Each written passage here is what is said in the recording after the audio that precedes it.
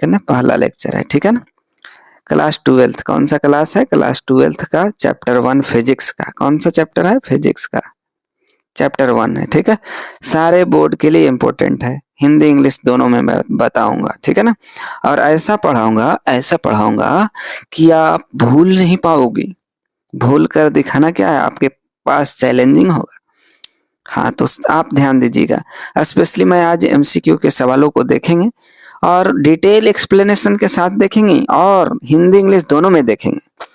जिस चैप्टर का नाम है, खूबसूरत सा चैप्टर है, इलेक्ट्रिक चार्ज एंड फील्ड, ठीक है। Electric charge and electric field, field भी शॉर्ट में बोल सकते हैं, इलेक्ट्रिक नहीं भी बोल सकते हैं। यानी चार्ज के बारे में पढ़ना है, ठीक है ना।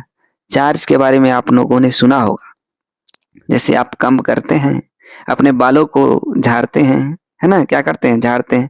जैसे प्यारी क्या है, अपने बालों को सजाई हुई है, उसी तरह यहाँ कम से हम लोग करते हैं। तो जब कम को हम लोग रब करते हैं हेयर में, तो छोटे छोटे पार्टिकल क्या होते हैं? अट्रैक्ट हो जाते हैं। यही तो चार्ज है, यही तो चार्ज है। तो चलिए हम लोग शुरू करते हैं। घड़ी टिक टिक कर रही है, ये प्यारी स्माइल दे रही है, ठीक है ना। तो इसी तरह स्माइल से आप लोग पढ़िए।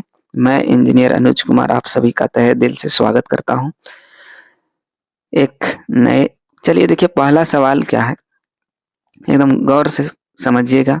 4 ऑप्शन आपके स्क्रीन पे है, आप इसको टेस्ट के रूप में ले सकते हैं। चलिए देखिए, पहला सवाल कर रहा है quantum of electric charge ESU, it is in units. देखिए कह रहा है ना कि ESU का फुल फॉर्म अगर कोई पूछे प्यार से ESU, तो बोलना है इलेक्ट्रोस्टैटिक यूनिट। क्या बोलेंगे? Electrostatic unit. तो कह रहा है इसका वैल्यू कितना होता है, ठीक है ना। तो 4.78 इंटू 10⁻⁻10 होता है। ये ऑप्शन आपका करेक्ट हो गया, ठीक है ना। अब देखिए, इसका मैं हिंदी में भी बता देता हूँ, ध्यान दीजिएगा। मैंने अभी बोला था कि बाइलिंगुअल होगी और लेक्चर मजेदार होगा। आपको क्या करना है ना, केवल 2-3 बार इस वीडियो को देखना है। आज हम लोग लगभग में 10 सवाल करेंगे और उसके साथ एक्सप्लेनेशन में बहुत सारे, यानी टोटल 20 सवाल करेंगे हम लोग। तो कह रहा है विद्युत आवेश का क्वांटम ESU में मात्रक में होता है, ठीक है ना। ESU में कितना वैल्यू होता है? तो 4.78 इंटू 10⁻⁻10, इसको ध्यान में रखना है। अब इसका थोड़ा डिटेल एक्सप्लेनेशन देख लेते हैं। देखिए यहाँ से क्या करते हैं हम लोग, डिटेल एक्सप्लेनेशन देखते हैं। चलिए देखते हैं।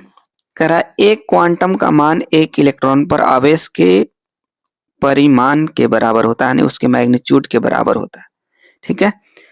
हम जानते हैं कि कूलम में एक इलेक्ट्रॉन पर आवेश का परिणाम क्या होता है? +1.6 इंटू 10⁻⁻, कूलम होता है। और इसी का वैल्यू ESU में इतना होता है, कितना होता है? 4.78 इंटू 10⁻10 होता है। कोई दिक्कत, कोई तकलीफ है? आई होप नहीं हो रही होगी। नहीं हो रही है तो जो लोग चैनल पे नए हैं, उस चैनल को सब्सक्राइब कर बेल आइकॉन को प्रेस कर दें, ताकि जितने भी अपकमिंग वीडियोज हैं उनका नोटिफिकेशन आपके पास सबसे पहले पहुंच पाए और एक भी वीडियो को मिस नहीं कर पाएंगे। इसी का मैं इंग्लिश में एक्सप्लेन करता हूं, ध्यान दीजिएगा। कह रहा है the value of one quantum is equal to the magnitude of charge on one electron, ठीक है। We know that magnitude of charge on one electron क्या होता है? +1.6 इंटू 10⁻⁻19 कूलम। इसी का जो है ना इलेक्ट्रोस्टैटिक यूनिट में 4.78 इंटू 10⁻⁻10 होता है। 4.78 नहीं पढ़ेंगे, डेसिमल के बाद सिंगल सिंगल डिजिट पढ़ा जाता है। 4.78 इंटू 10⁻⁻10। देखिए लिखा गया hence the quantum of electric charge in ESU is कितना हो जाएगा? 4.78 इंटू 10⁻⁻10। आई होप आपको समझ में आ गई होगी। नेक्स्ट क्वेश्चन देखते हैं, बहुत ही खूबसूरत है, बहुत बार पूछा गया है, ठीक है ना। और 2025-26 के एग्जाम में पूछा भी जाएगा, ठीक है। चलिए कह रहा है when A soft bubble is charge its radius is क्या होगा? बढ़ जाएगा। कह रहा है कि जब साबुन के बुलबुले देखे होंगे आप सब, है ना, आप सब कपड़ा धोए होंगे, तो साबुन के जो बुलबुले हैं उसमें अगर इलेक्ट्रिक चार्ज देते हैं तो क्या होता है? फड़फड़ाने लगता है, रेड इंक्रीज हो गया, रेडियस उसका क्या होगा? बढ़ गया। बाकी डिटेल सोल्यूशन देखते हैं। यहाँ देखिए, हिंदी वालों को मैं दुखी नहीं करना चाहता हूँ, क्योंकि हिंदी इंग्लिश कुछ नहीं होता है, ये मन का भ्रम है। साबुन के एक बुलबुले को जब आवेशित किया जाता है तो उसकी त्रिज्या क्या होती है? बढ़ जाती है। उसकी त्रिज्या क्या होती है? बढ़ जाती है। ठीक है, उसकी त्रिज्या क्या होती है? बढ़ जाती है। कोई दिक्कत नहीं। अब इसका डिटेल एक्सप्लेनेशन देख लेते हैं। वीडियो को लाइक शेयर करिए एकदम, ठीक है ना। बोर्ड एग्जाम के लिए ये लेक्चर रामबाण की तरह साबित होगा। साथ ही साथ जितने भी जेई एग्जाम है, ठीक है, आईआईटी मेन हो गया, WBJE हो गया, BCEC हो गया, और जितने भी स्टेट लेवल के एग्जाम है, ठीक है, सभी के लिए बहुत बहुत इंपॉर्टेंट लेक्चर होगा बोर्ड एग्जाम के साथ साथ। करा यह एक आयनिक समानता के कारण सकारात्मक और नकारात्मक चार्ज वाले बुलबुले दोनों में हो सकता है। इसलिए हम निष्कर्ष निकाल सकते हैं कि जब साबुन के बुलबुले को धनात्मक आवेश यानी पॉजिटिव चार्ज और निगेटिव चार्ज दिया जाता है तो साबुन के बुलबुले की त्रिज्या क्या होगी? इंक्रीज करेगी। मैं इंग्लिश में पढ़ के सुनाता हूँ। करा this can occurs in both positive and negatively charge bubbles due to their ionic similarities. Therefore ionic similarity मतलब पॉजिटिव नहीं तो negative. We can conclude that when the soap bubble is given a positive charge or negative charge, then the radius of soap bubble will be increase। क्या होगा? Will increase, बढ़ जाएगा। I hope आप चीजों को समझ में आ रहा होगा। एक दो बार क्या करना है ना, वीडियो को आपको देखना है। एक दो बार क्या करना है? वीडियो को देखना है। कोई दिक्कत, कोई कष्ट, कोई तकलीफ है? नहीं। चलिए आगे बढ़ते हैं। एक और खूबसूरत सा सवाल है आपके स्क्रीन पे, 4 ऑप्शन दिया गया है, उसको बनाइए। कह रहा है if an electric dipole is kept in a uniform electric field में रखा जाता है, then resultant electric force on it, तो रिजल्टेंट क्या होगा? Always zero. क्या होगा? ऑलवेज जीरो होगा। कैसे होगा समझते हैं हम लोग।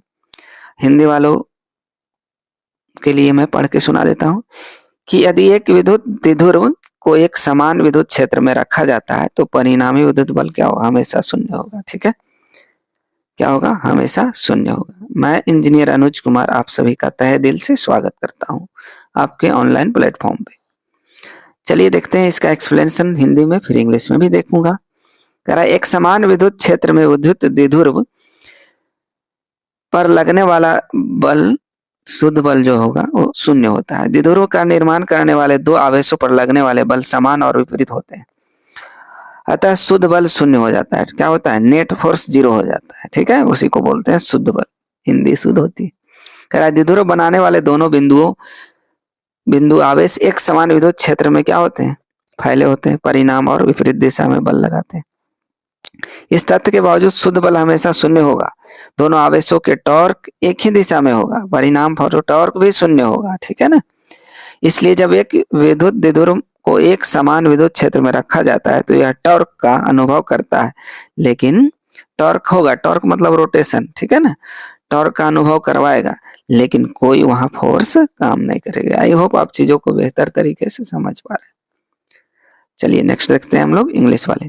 कह रहा है electric dipole in a uniform electric field, the net force acting on A dipole placed in uniform electric field is zero. The forces on the two charges constituting a dipole are equal and opposite. Magnitude equal होता है ना, और opposite direction में होगा। Hence the net force क्या हो जाएगा? Zero. Net force क्या हो गया? जीरो। कह रहा है both the point charges that make up the dipole will experience a force equal magnitude and opposite direction in the homogeneous electric field, मतलब हर जगह सेम है। Despite the fact that net force will be always zero, that the torque of both charges will be same direction, as a result torque will not be zero। Torque zero नहीं होगा। ठीक है ना, यानी torque मतलब होता है removing, घुमाने के लिए। ठीक है, आगे देखिए। When an electric dipole is placed in a uniform electric field it experience as a torque but no force. ठीक है, टॉर्क एक्सपीरियंस होगा लेकिन फोर्स जीरो होगा। ठीक है, आई होप आप एक्सप्लेनेशन को और अच्छे तरीके से समझ सकते हैं। कभी कभी यही सवाल 2 मार्क्स में पूछता है, 3 मार्क्स में, तो आप इजी से लिख सकते हैं। ठीक है, चलिए एक और खूबसूरत सा सवाल है देखने का, क्या करने का? देखने का। चलिए पहले इंग्लिश वाले देखते हैं। ठीक, ई वेक्टर वाला है, थोड़ा सा आगे पीछे नंबरिंग हो गया, उससे नहीं जाना है। चलिए आ गया। चलिए चौथा सवाल बहुत ही प्यारा है। कह रहा है the torque acting on an electric dipole, ध्यान से सुनिएगा, कह रहा है torque acting on an electric dipole of dipole moment P vector है, in an electric field of intensity E vector है, दोनों वेक्टर है। देखिए वेक्टर पी हो गया, वेक्टर ई हो गया, ठीक है, पी क्रॉस ई कहने का मतलब हो गया। तो देख लीजिए कौन ऑप्शन सही है, पी क्रॉस ई, ये ऑप्शन आपको करेक्ट दिख रहा है। कौन सा दिख रहा है, ये ऑप्शन करेक्ट, ठीक है ना। अब हम लोग इसका हिंदी में देख लेते हैं। चलिए टाइपिंग मिस्टेक कर दिया गया, आगे पीछे कर दिया गया, उससे चीजों को हम लोग को समझना ज्यादा जरूरी है। कह रहा है ई वेक्टर है, अभी मैंने बताया आपको कि ई वेक्टर है, ठीक है ना, और एक वेक्टर क्या है, पी। ई वेक्टर तीव्रता के विद्युत क्षेत्र पी वेक्टर के द्विध्रुव आघूर्ण वाले विद्युत द्विध्रुव पर लगने वाले बल आघूर्ण क्या होगा, ठीक है। तो पी क्रॉस ई, ये ऑप्शन करेक्ट हो, ठीक है। आगे बढ़ा जाए, पांचवा सवाल देखते हैं, खूबसूरत सा सवाल है। हाँ सवाल भी खूबसूरत होते हैं, देखने के नजरिया होना चाहिए। कह रहा है the number of electron containing 1 coulomb of charge, ये बहुत पुराना सवाल है ना। कह रहा है 1 कूलम चार्ज में नंबर ऑफ इलेक्ट्रॉन कितना होगा, ठीक है। नंबर ऑफ, तो देखो एक फार्मूला पढ़े होंगे आप सब, है ना, नहीं पढ़े तो सीख लीजिए, Q इक्वल टू एन ही होता है, ठीक है ना। यहाँ से एन आप निकालिएगा तो Q अपॉन ई होगा, ठीक है। वैल्यू पुट कर देना है, Q को रखना है 1 कूलम, Q को क्या रखना है 1 कूलम, ई का वैल्यू आप लोग को पता है, नहीं पता है, 1.6 इंटू 10⁻⁻19 कूलम, ठीक है। इतना वैल्यू रखेंगे, कूलम कूलम मर जाएगा, जो आएगा 1/, इतना सॉल्व करेंगे ना, तब क्या आएगा, पहला ऑप्शन आ जाएगा, ठीक है, 6.25 10⁻18, इतना आ जाएगा, इतना इलेक्ट्रॉन्स होगा, नंबर ऑफ इलेक्ट्रॉन निकालेंगे कैसे, एन इक्वल टू Q/E से, ठीक है। आगे बढ़ते हैं, इसी का हिंदी देख लेते हैं, ठीक है ना। हिंदी में थोड़ा सा इधर उधर हो गया है। इस सवाल नंबर कितना था, 5 नंबर सवाल देखते हैं। चलिए 5 नंबर सवाल कहाँ छुपा हुआ है, हाँ देखो यहाँ पे आ गया, ध्यान दीजिएगा। कह रहा है एक कूलम आवेश में इलेक्ट्रॉनों की संख्या, तो मैंने बताया कि Q इक्वल टू एन ही लगा दीजिए, एन निकालना है हम लोग को, Q/E कर देना है। Q का वैल्यू 1 कूलम और E का वैल्यू लेना है 1.6 इंटू 10⁻⁻19 कूलम। सोल्व करेंगे तो 6.25 10⁻18 आएगा, ठीक है। कोई दिक्कत, कोई कष्ट। अब इसका देख लेते हैं एक्सप्लेनेशन, कहाँ एक्सप्लेनेशन कहाँ गया, देख लेते हैं, हाँ देखो यहाँ पे कह रहा है एक कूलम आवेश 6.25 10⁻18 इलेक्ट्रॉन से बनता है। इंग्लिश में देख लीजिए, 1 coulomb of charge is made up of 6.25 into 10⁻18 electrons, ठीक है। आप डिवाइड करिएगा, टाइम लगेगा, इसलिए ध्यान रखिए वैल्यू, ठीक है ना। चलिए 5वां सवाल देख लिए थे हम लोग, 6ठा सवाल आते हैं। देखिए चौथा का एक्सप्लेनेशन था ये, पी क्रॉस ई, ठीक है। चौथा जो सवाल दिया था मैंने, देखिए ध्यान से समझ लीजिए। When a dipole moment P is balanced a uniform electric field E, the torque either force into perpendicular distance between two force, इसी को क्या बोलेंगे, Q ये साइन थीटा बोल देंगे, है ना, P ये साइन थीटा। तो टॉर्क बराबर जो हो जाएगा टाउ बराबर, ठीक है, P क्रॉस E, क्या हो गया, P cross E, dipole moment into electric field. वही लिखा गया कि जब द्विध्रुव P एक द्विध्रुव एक समान विद्युत में रखा जाता है तो टाउ आ तो बल आ दो के बीच का लंबवत दूरी होता है, ठीक है। Force into perpendicular distance, torque का पूछे और तो क्या बताना है, फोर्स इंटू परपेंडिकुलर डिस्टेंस, कोई दिक्कत नहीं। चलिए चौथा सवाल मैंने देख लिया था, 5वां भी देख लिया, 6ठा देखते हैं कहाँ पे छिपा हुआ है, हाँ यहाँ पे। 6ठा भी बहुत ही सुंदर सा सवाल है। Which of the following is the unit of electric field का यूनिट पूछा जा रहा है, इलेक्ट्रिक फील्ड का यूनिट पूछा जाता है। तो देखिए इलेक्ट्रिक फील्ड जहां भी निकालना होगा तो E इक्वल टू होता है F/Q, ठीक है, फोर्स बाई कुल charge, force per unit charge को इलेक्ट्रिक फील्ड बोलते हैं। तो फोर्स का न्यूटन हो गया, चार्ज का कूलम, तो यानी डी ऑप्शन आपका करेक्ट हो गया, ठीक है। 6 नंबर देखिए, 6 नंबर कहाँ चला गया, देखते हैं हिंदी वाले खोज लेते हैं 6, हाँ यही है बगल में, चलो कोई दिक्कत नहीं। करा निम्न में कौन विद्युत क्षेत्र इकाई है, ठीक है ना। तो न्यूटन पर कूलम, मैंने बताया कि विद्युत क्षेत्र ई बराबर होता है फोर्स बाई चार्ज, आवेश, ठीक है। चलिए आगे बढ़ा जाए, एक्सप्लेनेशन देख लिया जाए छठा का। देखिए ध्यान देना, कह रहा है किसी आवेश के चारों तरफ वह क्षेत्र जिसमें किसी अन्य आवेश को लाने पर वैद्युत बल अन्य आकर्षण या प्रतिकर्षण बल का अनुभव करता है तो विद्युत क्षेत्र कहलाता है। इसकी एसआई मात्रक वोल्ट प्रति मीटर होता है। यह इकाई न्यूटन प्रति कूलम के भी बराबर होता है। ये व्युत्क्रम इकाई है जहाँ न्यूटन बल की इकाई है और कूलम आवेश की, ठीक है। वही मैंने जो अभी बताया, देखिए यहाँ लिखा गया the region around a charge in which it experiences an electric force, attraction और repulsion force when another charge is brought to it call electric field, its SI unit volt per meter. देखिए इसका unit दो को होता है, मैंने बता रहा, एक वोल्ट पर मीटर हो गया और अभी मैंने क्या बताया न्यूटन पर कूलम। तो देखिएगा ऑप्शन में कौन सा दिया हुआ है वही आपको ठोकम ठोक करना। The unit of equivalent to newton per coulomb, these are derived units where Newton is a unit of force and Coulomb is the unit of charge. Charge का यूनिट क्या होता है, कूलम, ठीक है। आगे बढ़ते हैं, छठा सवाल देख लिए हम लोग, सातवां सवाल देखें। सातवां सवाल कहाँ छिपा हुआ है, कहाँ छुपा रुस्तम है, चलिए देखते हैं आगे होगा।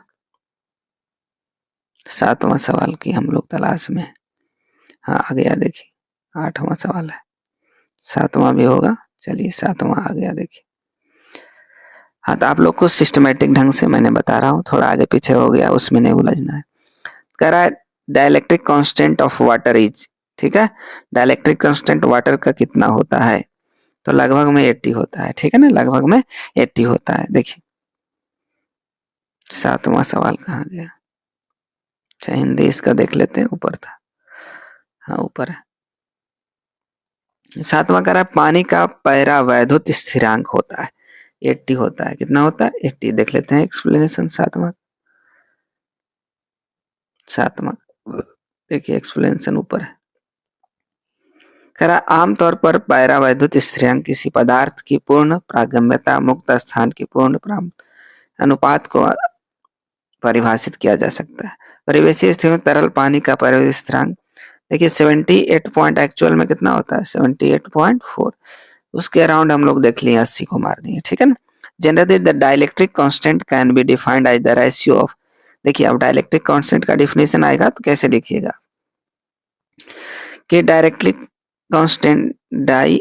constant can be defined as the ratio of absolute permittivity of substance to the absolute permittivity of free space, है ना। at ambient condition the dielectric constant of liquid is around 78.8, ठीक है ना।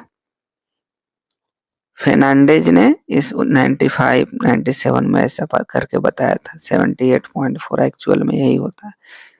तो इसके अराउंड हम लोग देख लिए कौन सा ऑप्शन सही है 80, ठीक है ना। अगर ये रहता ऑप्शन में तो यही मारते हम लोग, लेकिन दिया नहीं है, ठीक है। आई होप आप समझ गए हो। सातवां आठवां सवाल देखते हैं, आठवां सवाल ऊपर होगा। अगर वीडियो पसंद आ रहा है तो लाइक शेयर तो बनता है ना। आठवां सवाल देखिए, कह रहा है इलेक्ट्रिक फील्ड इंटेंसिटी, ठीक है ना, वो Newton per coulomb, Newton per coulomb, ठीक है। यानी ई बराबर होता है F by Q, force by charge, charge का कूलम, फोर्स का न्यूटन, चार्ज का न्यूटन पर कूलम को ऐसे लिखा न्यूटन, कूलम पे ऊपर ले जाएंगे तो -1 हो जाएगा, ठीक है ना। चलिए इसका डिटेल देख लेते हैं, आठवां का हिंदी में क्या होता है। हाँ देखिए ध्यान से, करा इनमें कौन विद्युत क्षेत्र की तीव्रता का मात्रक है, तो Newton per coulomb, Newton per coulomb. चलिए डिटेल सॉल्यूशन देख लेते हैं, देखिए यहाँ समझने का कि विद्युत क्षेत्र की तीव्रता किसी भी बिंदु पर विद्युत क्षेत्र की ताकत है, ठीक है, उसका स्ट्रेंथ है, या उस बिंदु पर रखे गए परीक्षण चार्ज द्वारा प्रति यूनिट चार्ज पर अनुभव किए गए विद्युत बल के बराबर होता है। माप की इकाई वोल्ट प्रति मीटर या न्यूटन पर कूलम होता है, ठीक है ना। वोल्ट पर मीटर बोलो नहीं तो न्यूटन पर कूलम बोलो, एक ही है, दोनों यूनिट क्या है इलेक्ट्रिक फील्ड इंटेंसिटी। कह रहा है electric field intensity is the strength, definition आएगा तो यही लिखिएगा, electric field intensity is the strength of N electric field at any point, it is equal to the electric force per unit charge experienced by the test charge placed at that point. The unit measurement is volt per meter, नहीं तो Newton पर second. I hope आप चीजों को समझ पाए होंगे। 9वां सवाल देखते हैं, खूबसूरत सा सवाल है। वीडियो को लाइक शेयर करते रहिए, ज्यादा से ज्यादा लोगों तक पहुंचाइए। कह रहा है the unit of capacitance of a capacitor is, ठीक है ना, तो फैराडे होता है। क्या होता है? फैराडे, ठीक है। कैपेसिटेंस ऑफ कैपेसिटर के, कैपेसिटर में कैपेसिटेंस होता है, ठीक है। फैराडे साइंटिस्ट है, जैसे फोर्स का न्यूटन होता है उसी तरह। चलिए इसका देख लेते हैं हिंदी क्या होता है। कह रहा है किसी संधारित्र की धारिता का मात्रक होता है फैराड। क्या होता है? फैराड। इसका डिटेल सॉल्यूशन देख लेते हैं। चलिए देखिए, कह रहा है विद्युत धारिता की इकाई फैराड, संक्षिप्त में एफ है, जिसका नाम अंग्रेजी भौतिक विज्ञानी रसायन माइकल फैराडे के नाम से रखा गया। एक संधारित्र धारिता सी, सांधित्र संघ क्यू, लागू DC voltage u, C equal to क्या होता है? क्यू बाई यू का अनुपात। इंग्लिश में समझिए, ज्यादा समझ में आती है अच्छे से चीजों। The unit of electrical capacitance is the Faraday, abbreviated F, named after the English physicist and chemist Michael Faraday, ठीक है। किनके नाम पे रखा गया? माइकल फैराडे, ठीक है। जैसे सर आइजैक न्यूटन होता है उसी तरह। The capacitance C of a capacitor is the ratio, capacitance का डिफिनेशन समझिए। Capacitance C of a capacitor is the ratio of charge stored in capacitor to the applied DC voltage, that is C equal to क्या होगा? यानी capacitance equal to Q upon U, ठीक है। U हो गया क्या? Stored, बताइए क्या हो गया? स्टोर्ड कैपेसिटर वोल्टेज बोल सकते हैं, ठीक है। चलिए आगे बढ़ते हैं हम लोग, 10वां सवाल की ओर बढ़ गए हैं। अगर वीडियो पसंद आ रहा है तो लाइक शेयर बनता है, लाइक शेयर में कंजूसी ना करें। इसी तरह के अच्छे अच्छे वीडियो, ये पहला लेक्चर था, ठीक है ना, इसमें हम 5 लेक्चर 6 को देखेंगे, ठीक है ना। और बोर्ड एग्जाम में एक भी सवाल फालतू नहीं आएगा, अगर फालतू आ गया पढ़ाना छोड़ दूंगा, ठीक है ना। चलिए आगे बढ़ते हैं। खैर प्रोड्यूसेज ए स्टैटिक चार्ज, क्या होता है? इलेक्ट्रिक फील्ड ओनली, ठीक है। स्टैटिक चार्ज जो है ना प्रोड्यूस करेगा ओनली कहाँ पे? Electric field. कहाँ पे? इलेक्ट्रिक फील्ड में। चलिए इंग्लिश देख लेते हैं इसका, खूबसूरत सा इंग्लिश है। एक स्थिर आवेश उत्पन्न करता है केवल विद्युत क्षेत्र, केवल ओनली इलेक्ट्रिक फील्ड। इसका डिटेल एक्सप्लेनेशन देख लेते हैं। देखिए ध्यान देने का, कहीं जाने का नहीं।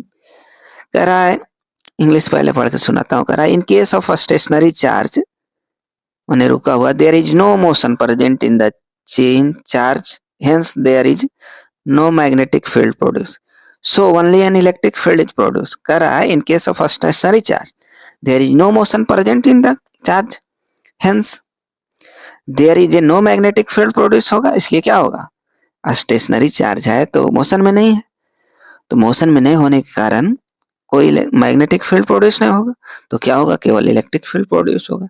आगे देखिए हिंदी में, स्थिर आवेश के मामले में आवेश में कोई गति मौजूद नहीं होती, इसलिए कोई चुंबकीय क्षेत्र उत्पन्न नहीं होता है, तो केवल विद्युत क्षेत्र उत्पन्न होगा। आई होप आप चीजों को समझ पा रहे होंगे, ठीक है ना। बेहतरीन तरीके से आप चीजों को समझे होंगे।